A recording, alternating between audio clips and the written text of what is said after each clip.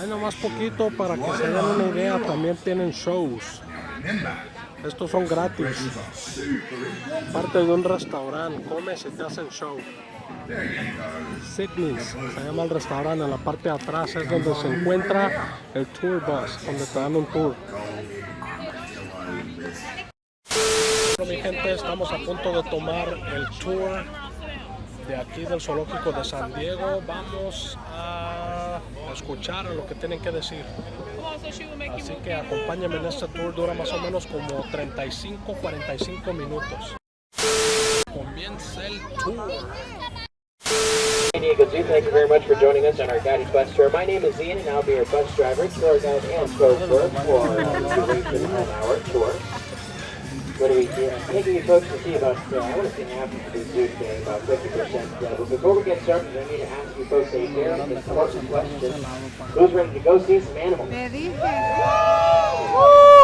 think you guys are pretty excited for, I think it's been pretty warm today. I just started to We'll see what we can see on our tour today. Now, as we make our look around the zoo today, I'm going to be showing you folks that wildlife is in fact endangered. But here at the San Diego Zoo, we are a conservation organization meaning the fight against extinction. And none of our efforts around the world could be done without your help. So thank you very much, folks, for visiting us here at the world-famous San Diego Zoo. Also, thank you very much for your patience while we were loading the buses. I know it took quite a while. But at least you guys were sitting around, not standing up in the sun. Alrighty, we're going down through Center Street right now, formerly known as Bear Canyon. Before we get to our first bears, we're going to hopefully find my second favorite fake cat. Let's see what we can find up here. And once it gets a lot cooler down here at the zoo, a lot of the animals tend to come out a little bit more. As long as it stays warm, a lot of them have access to their bedrooms. Oh, nice. I haven't seen these guys in quite a while. We have our snow leopards up here. We have Ramil and Penny. They are a breeding pair. These guys are native to the mountains of eastern and central Asia, the Himalayan mountains. That's nice, huh, papi? Help them blend in extremely well with the rocky terrain of the Oh, está comiendo, mira. Está comiendo. One of the cool adaptations about these guys is their tails. If you see how long their tails are, they're about the same length as their bodies are. They actually use them as a blanket. So if it gets too cold for them, they can wrap themselves up with their tail. It's pretty cool. These guys are also the cats that have the longest jumping distance. They can jump up to 50 feet vertically and up to 20 feet horizontally. Excuse me, the other way around. 50 feet horizontally and 20 feet vertically. Like I mentioned, we do have two of them in that exhibit. Right next here we have our African collis otter. This is Sweden. These guys are extremely cool. I think they're the very back. They're buried on the right hand side. They might be swimming. These guys are excellent swimmers. And their fur actually secretes an oil that makes it easier for them to swim as well. These guys are really active usually, most of the time at least. Oh, wow, this is the first Mira, ahí está, mira. Por eso no lo vimos. Por eso no lo vimos. Here at the Tulsa at the Grizzlies, excuse me. I forgot to give you guys our safety information. Please make sure to keep your arms like hands, feet, and all the body parts inside the bus at all times. And if you'd like to stand up, please feel free to do so.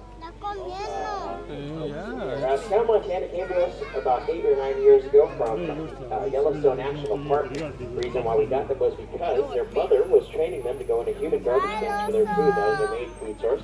Very dangerous activity for the bears to be engaged in. But luckily, we were able to bring them to our zoo.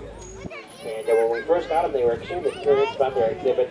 But now that they've been with us for so long, they're very lazy. And every once in a while, you'll catch them bare naked in the pool. Horrible joke. Thank you for the pity now. Alright, let's see. This is Alba's exhibit. It looks like she has access to her bedroom right now. I can't really tell if she's in the back cave on the left-hand side. She's got a little bed made up for her. It kind of looks like a little rack. She might be up in there. And if not, we might find Turbo. Now, Turbo and Alba are both on again, off again, boyfriend and girlfriend. They're part of the Ahí SSC, está el the otro, Dani. Species Survival Plan.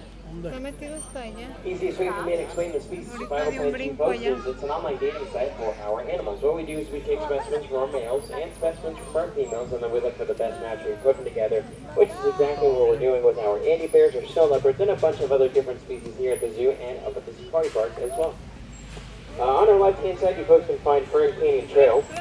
Now we'll take you up to the Lost Forest. You can find Treetops Way. You can also find Tiger and Hippo Trail, Monkey Trails, and the orangutans and gorillas.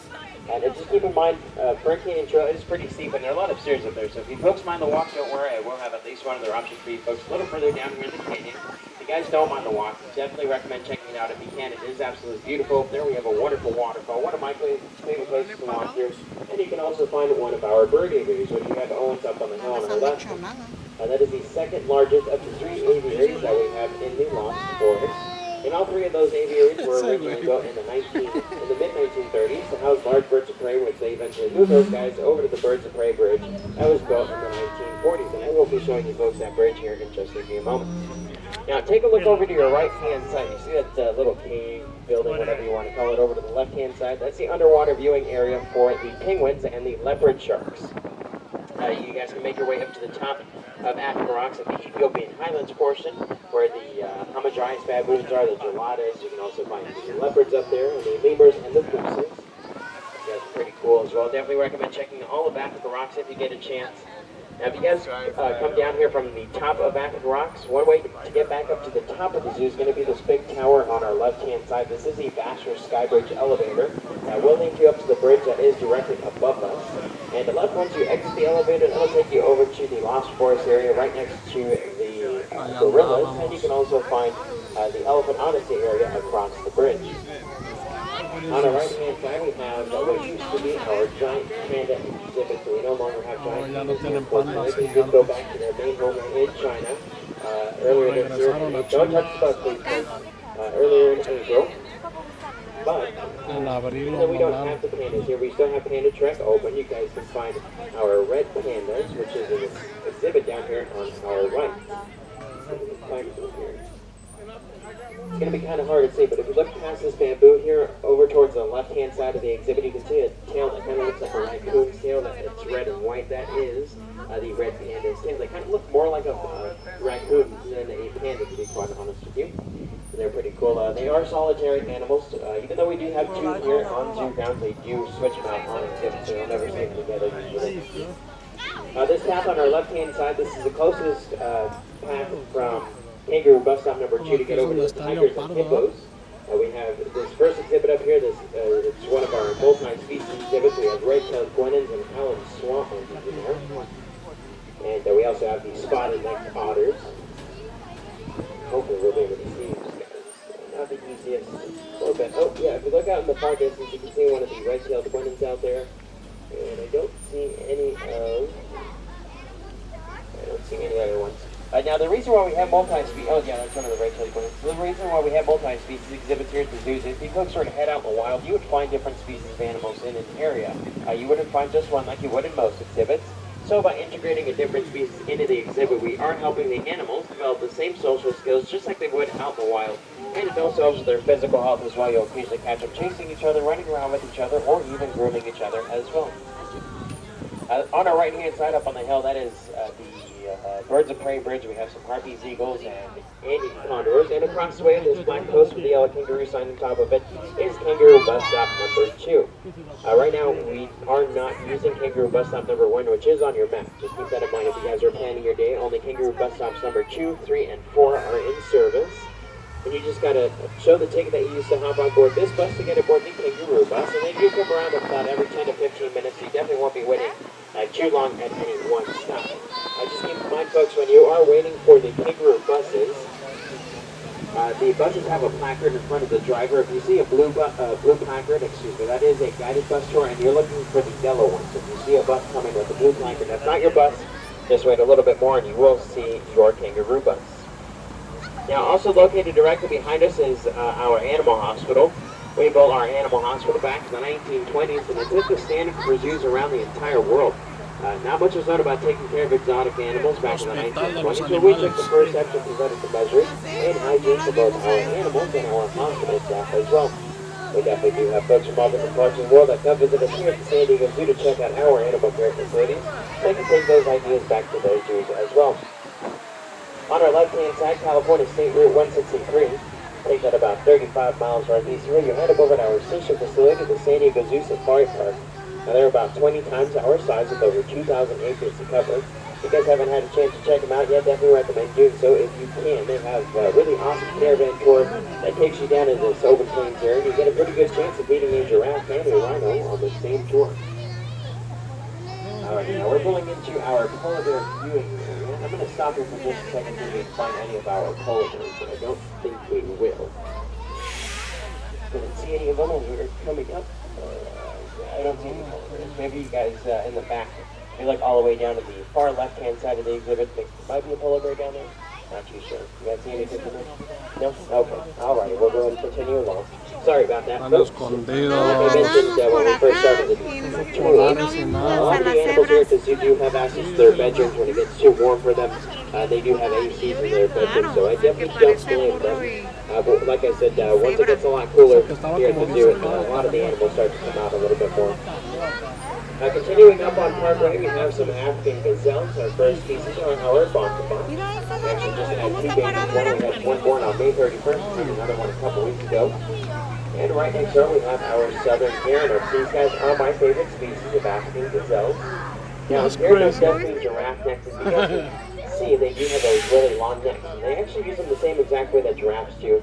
They need to be able to reach up in the trees to get their food. But the cool thing about these guys is they actually stand up on their hind legs. So if you look over to the far right-hand side of the exhibit in the back, that is an example of them standing up on their hind legs. You can't see they do have those really tiny, skinny legs. They've got extremely strong thigh muscles that allow them to stand up like that. Right next door we have our eastern yellowback tiger. These guys are probably slightly darker than the gazelles that you used to see. And you can also find our Chicoan peckers up here at the very top. These guys are a pig-like animal. They look a little bit like Pumbaa from the Lion King. He is a warthog. These guys here, the Chicoan peckers, they were once thought to be completely extinct. Up until 1975, scientists were able to rediscover them down in Paraguay. And that's where they were named the Chicoan pecker, and that's why they have such a unique name. On our left-hand side, we have the Skyfari West loading dock. Now, at the very beginning of our we are very close to Front Street, and we'll lead you over to the main entrance of the zoo. And you can also find the Skyfari East loading dock. Now, it takes about 4 minutes to get from one side of the zoo to the other, and it'll probably be the quickest way to get back up to the front from this side of the zoo. But you guys do get a beautiful bird's eye view of the entire San Diego Zoo, and a pretty good view of downtown San Diego as well. Now coming up on our right-hand side, we have our main wolf exhibit. I don't think we'll be able to see this guy, but we might smell him. If you guys smell a strong skunky odor, that smell is their urine. They use their urine to communicate with each other. There he is. All the way in the very back, walking over to the right-hand side of the exhibit. You guys can see it kind of looks like a fox. So these guys are not a fox or a wolf. They've got their own species going on. They are a true canid. But they are not a wolf, even though the name does say it. But as I was saying with the skunk smell, they use their urine to communicate with each other and to mark their territory. And the reason why they have to use their urine is because they do not have vocal cords to vocalize to each other. The path on our right-hand side is Horton's Way. That will link you up to the Vassar Sky Bridge. You can also head over to down at the bottom of the canyon where African Rocks is and the penguins. You can head over to the Lost Forest, and of course Elephant Island. Coming up on our left, folks, we've got one of my favorite animals to come up on my tour. As you can see, they do look like a large hamster or beaver maybe.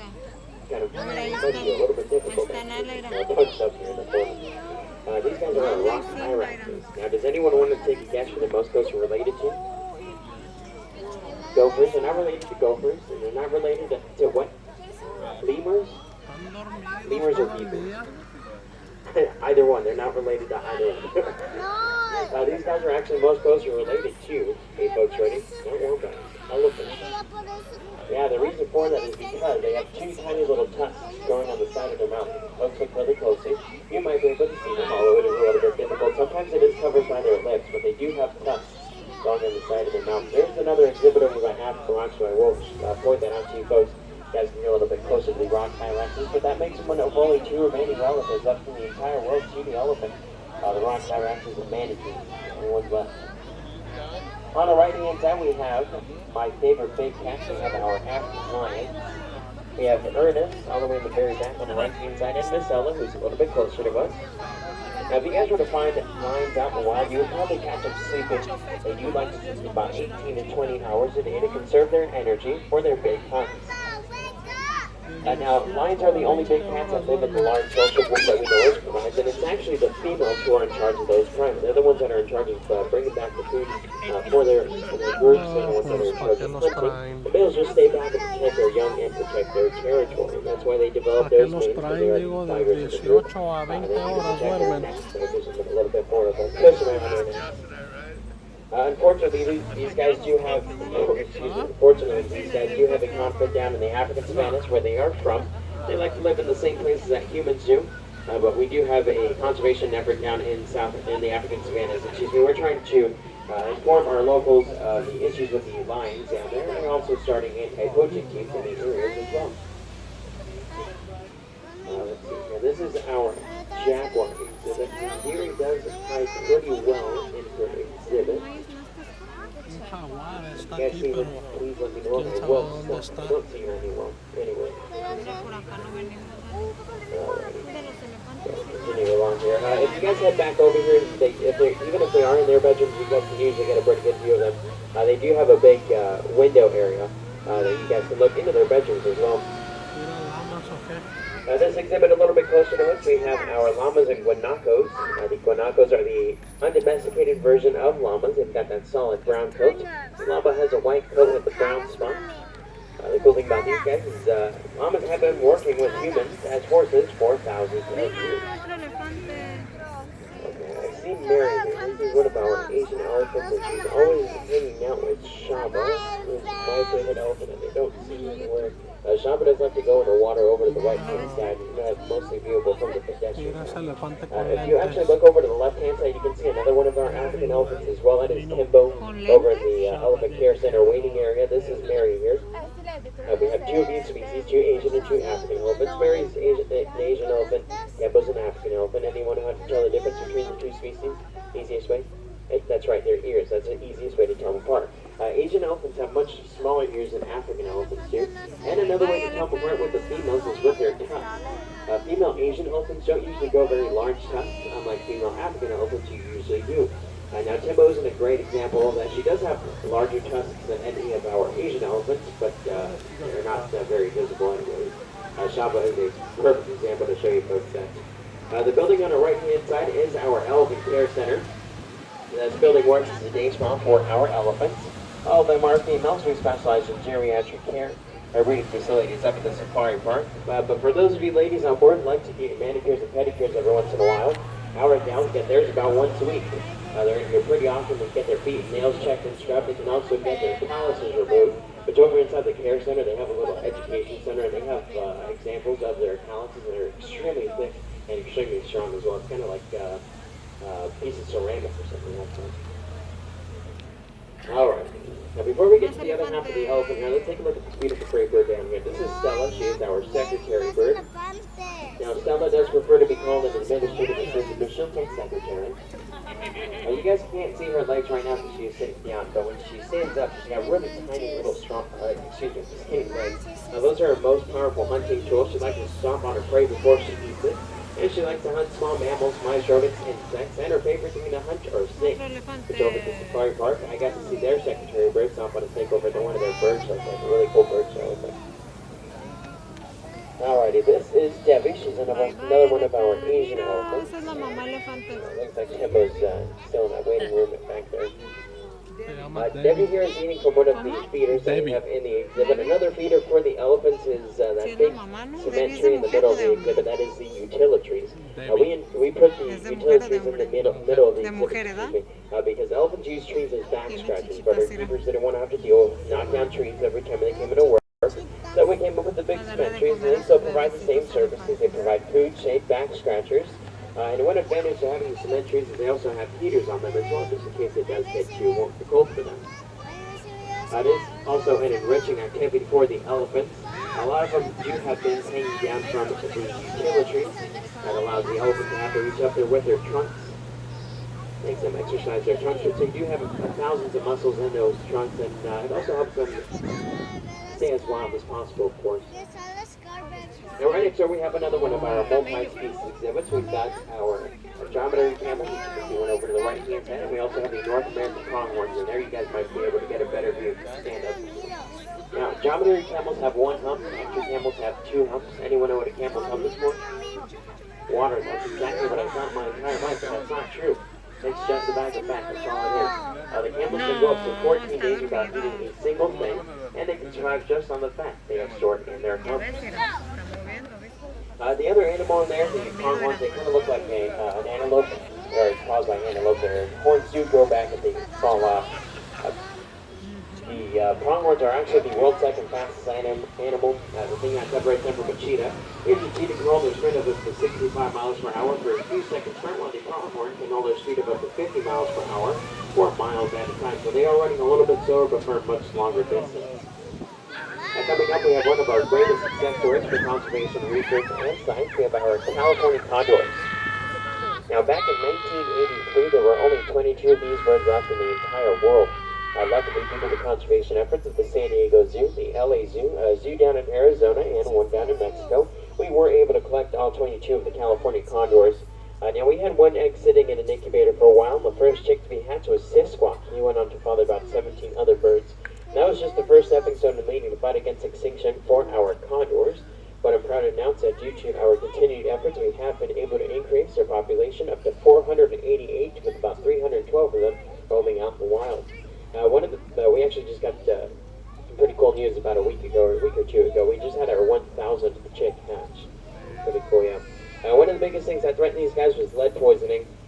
They are scavengers. They like to eat off of dead carcasses.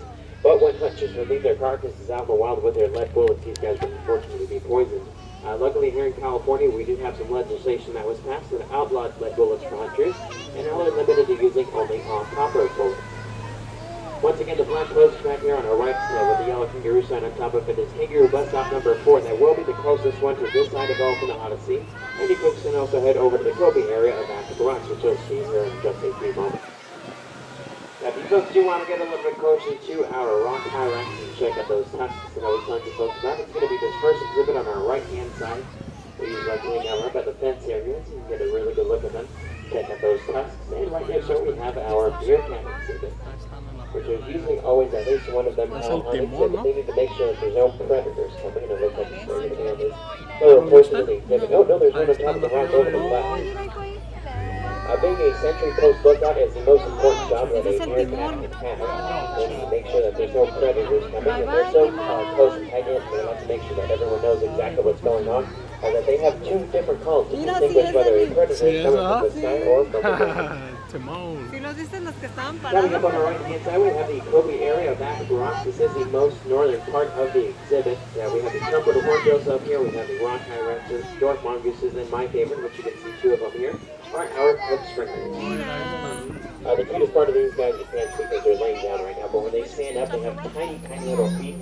Kind of looks like they're walking on high heels. They're also very fast. They just saw them run about a week ago. They're much faster than what I thought they were. You can also find the dwarf mongooses in there, and the rock hyraxes again. You can't get such a good view of the rock hyraxes in there as you can in the first exhibit back there. On our left, we have a little garden. Here we go, 28 different banana plants. We also grow dragon fruit, passion fruit, guavas, papayas, limes, and a few herbs that grow a lot of thyme and rosemary. And that'll be right across the way from the Ethiopian Highlands portion of Africa Rocks. Now, from this top portion, you guys might be able to see the Hamadryas baboons up here at the very top. Their exhibit is very large. It's kind of divided into two different sections. So if you head back over here, you don't see the baboons up at the top. You might want to work your way down to the bottom. But the cool thing about having such a large exhibit for the baboons is that you can actually find them showing their natural instincts. So you will see the females breaking up into their own little social groups, and you can also find the males fighting to become the alpha male, which right now our current alpha male is Elvis, who just had his 4th baby born not too long ago, and that raised our count up to 22 baboons in the exhibit. On our right hand side, we have our koala exhibit. You're going to find the males on this, the females on the front part of the exhibit. They tend to be a little bit more social. They can live together. The males, they live on the back side of the exhibit. They tend to be a little bit more aggressive and territorial. But you guys head back over here, just keep in mind they do like to sleep about 18 and 22 hours a day. So if you get them sleeping, that's usually what they're doing. Now, if you guys look over to the far left-hand side, over by the walkway, you can find Sydney's, Sydney's shop. That is that yellow building back there. That is one of our gift shops. Now, I like to stock up on our notebooks and notepads, but they're not any kind of notebook or notepad. They're made of recycled tin and elephant poop. Now, they're not scratched and sniffed. No one would want that. And I gotta admit, whenever I get the notebook or notepad, it's probably not everyone's favorite gift, but it's definitely their number 2. Alrighty, folks. Well, I hope you enjoyed the tour. If you did, my name is Ian. And if you did, my name is Ethel. And I hope I inspired you folks to be heroes for our life. I'm here at the St. Eagle Zoo at home as well. And we are a non-profit organization. And all the folks that you spend here go right back to help one of our 140 different conservation projects in over 70 countries around the world.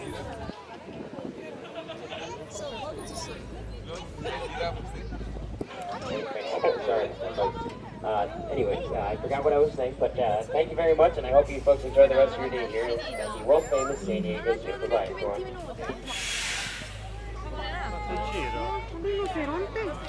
Oh shit. Vean que se baja la gente.